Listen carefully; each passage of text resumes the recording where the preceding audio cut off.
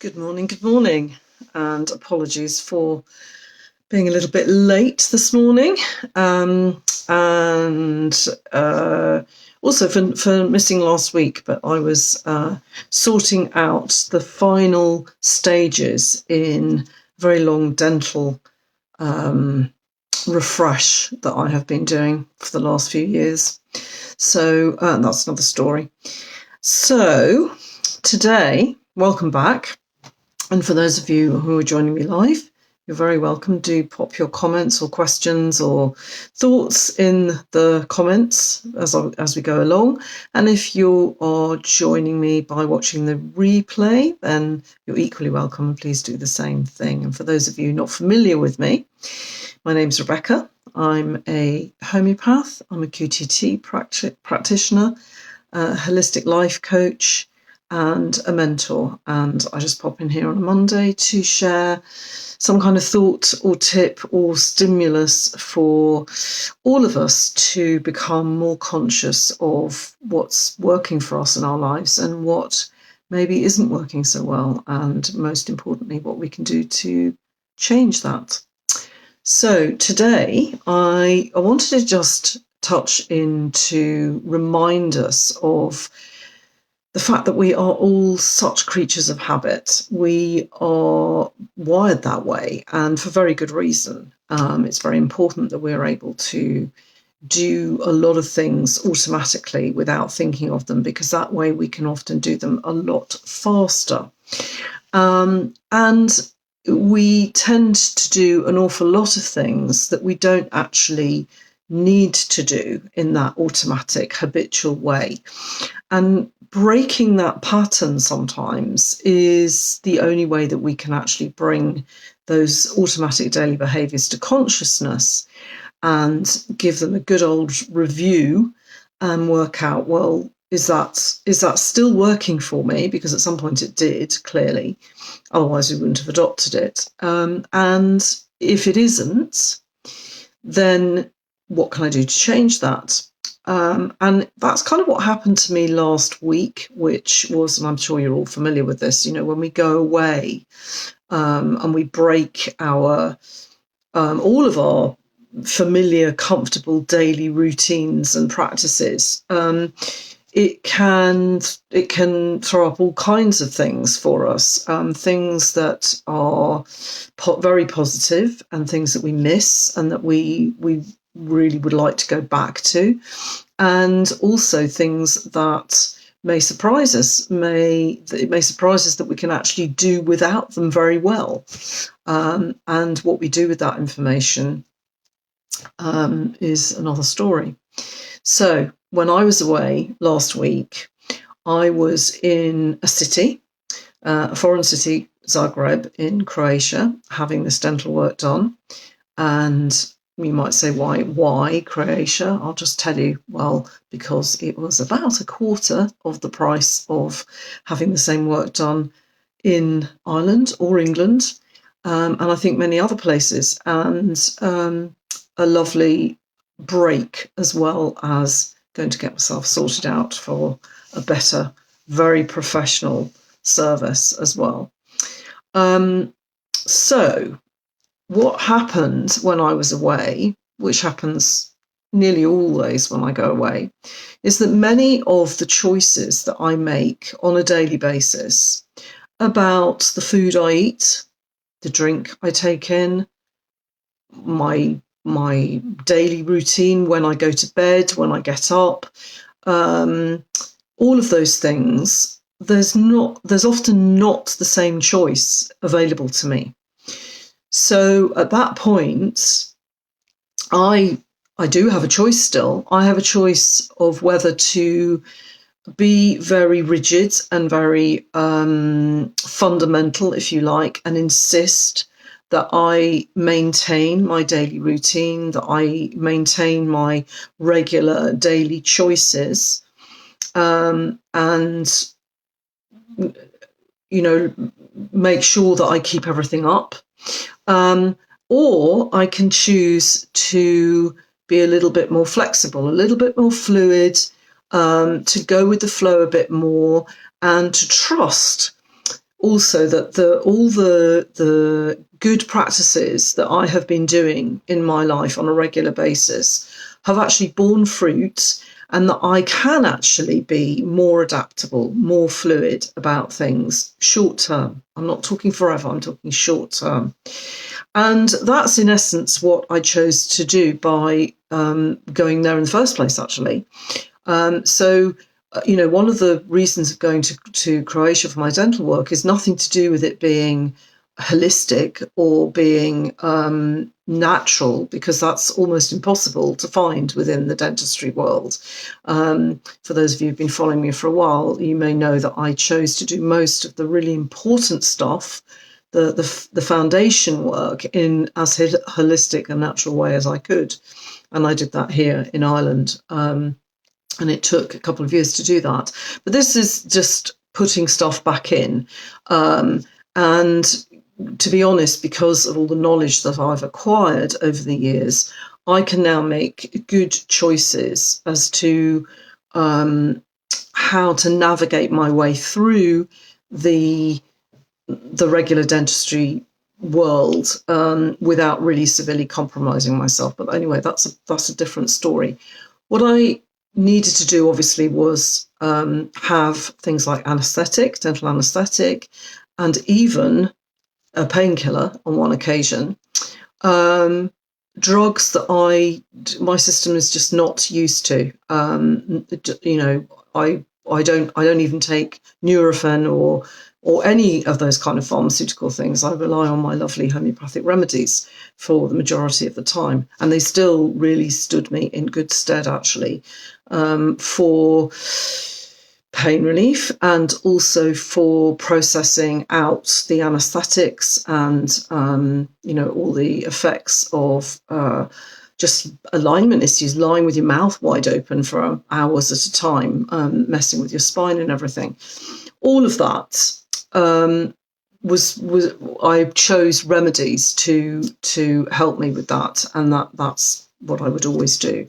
But some of the choices I had to make were not in line with how I live my life on a regular basis, and I'm absolutely fine with that, because I know that I can clean up afterwards, if you like, and also because I trust my body, and I can support my body in whatever way it needs to be able to do that effectively.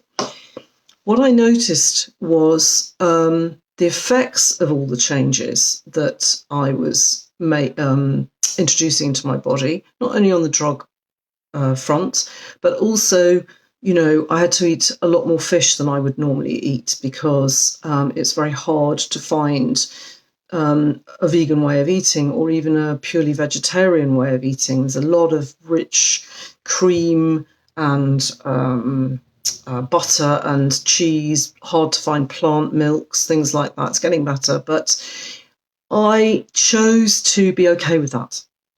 And I was okay with it up to a point. What I also noticed was towards the end of the week, my energy dropped. My digestion was not as good as it normally is. All those little changes that were starting to take place that indicate that my system is not really behaving in a fully healthy way. And that's okay, because what it did do was, my discovery from all of that, if you like, was several things. One, I know how long I can go making not terribly healthy choices for me before things start to unravel. So I kind of know where my boundaries are. And I also had a good sense of the things that I really couldn't deviate from. So that's all good information. I also had a renewed appreciation for all the choices that I make completely subconsciously now, that I've been doing for years on a daily basis, that I know benefit me. I was reminded that they do actually affect me in a positive, beneficial way. And it's not until we stop things and bring them into consciousness often, that we can actually be aware of that again. As I said, I was also aware of some things that in the past would have been a big problem for me. I'm talking specifically about foods, and also, actually, interestingly, one of the supplements that I ran out of while I was there. And what I discovered was that my tolerance has increased. So I can actually eat more of those foods now than I could have done even a year ago, with not very many ill effects, which is great information. I'm not saying I'm going to start eating them, every day, but I know that it's not a major deal now if I need to deviate, which is good information. It means my body's changed. Same with the supplements, which I was very used to and had been taking for a long time. And I kind of was telling myself that I couldn't stop it at all, even for a few days, and because it would have a detrimental effect. It didn't. That may not surprise some of you, but in my head, it was interesting to notice that. And what I'm going to do now is I'm not going to retake it, because it may well be that my body has changed and I don't need it anymore. So again, it's not until we stop things that we maybe notice, well, are they actually doing anything? Whether that's beneficial or whether that's detrimental, or whether actually it doesn't make any difference at all and things are just the same. Now, in terms of most supplementation and other things, you'd need to do it for longer than a week to really have a definitive answer to that. But in your practical or your practices every day, what I wanted to encourage this week was for you to maybe do your own pattern interrupt. So maybe picking a few daily things that you've been doing for a long time, perhaps without even thinking about them, things that may be very positive, but what are they doing for you now? Are they still positive? How can you bring them into your conscious mind so that you can really be clear about what they're doing for you now? And as I say, for some of those things, when we stop them or we change them, we don't have to necessarily stop them. Sometimes it is about just doing them at a different time of the day. Simple things like using your less dominant hand to clean your teeth, standing on one leg when you're brushing your teeth. All of those things just mean that what was an automatic behaviour becomes conscious, because you have to concentrate, you have to actually focus on the task in hand. So that brings a much better awareness of, well, what is happening while I'm doing that thing, whatever it is. And also, is there room for any different way of doing it, any better way? I'm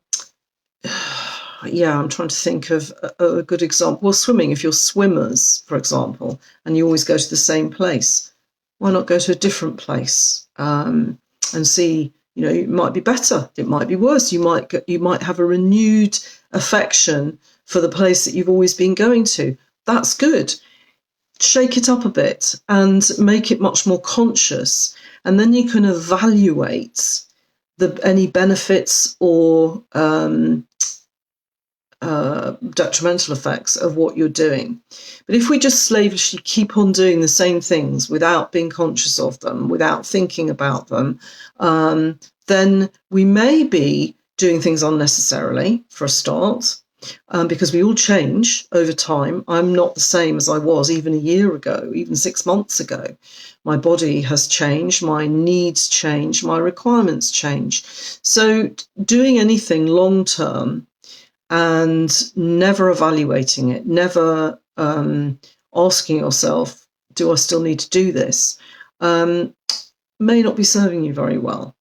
So that's what I wanted to encourage, is just maybe stopping something for a while and just see, is your body going to miss it? look at your energy levels, look at the reason you were doing whatever you were doing in the first place. Take a measurements now before you alter it. Do a kind of marks out of 10 for, if it's something like a supplement, for example. What are you expecting that supplement to do for you? And marks out of 10 at the moment is how intense is that thing that you are hoping the supplement will fix or will support? How frequent is it? How painful is it? How uncomfortable is it? All of those things. You can take a measurement right now and then re-measure it each week when you're doing without that supplement or that practice, and see, has it changed? Has it changed for the better? Has it changed for the worse? Or is it exactly the same whether you do whatever you do or not? It's all good information, and it means that you can invite other possibilities, other changes. You can maybe have a renewed confidence in your own choices or your own body. So that's it. Bit fluffy this morning, I think, but I'm out of practice. So let me know what you think. And if you do want any support in either doing a review of all the choices that you make in your life on a daily basis, the little ones or the big ones, then do click on the link with this video and you can book a free call with me there, and we can just have a chat about how I can support you in getting some clarity about all of that. Have a great week. And let me know if there's one little thing that you do regularly that you are no longer sure about what it's doing for you. And by changing that in some way, switching to a different time, doing it in a different way, doing it in a different location, going to bed earlier, going to bed later, eating differently, sitting in a different chair, whatever it is, would you benefit from having some better clarity over how that thing, that practice or that habit is actually affecting you or not? So, pop that in and I will get back to you with any questions or any comments. It's always a pleasure to hear from you. Have a great week and thanks for joining me. Okay, take care.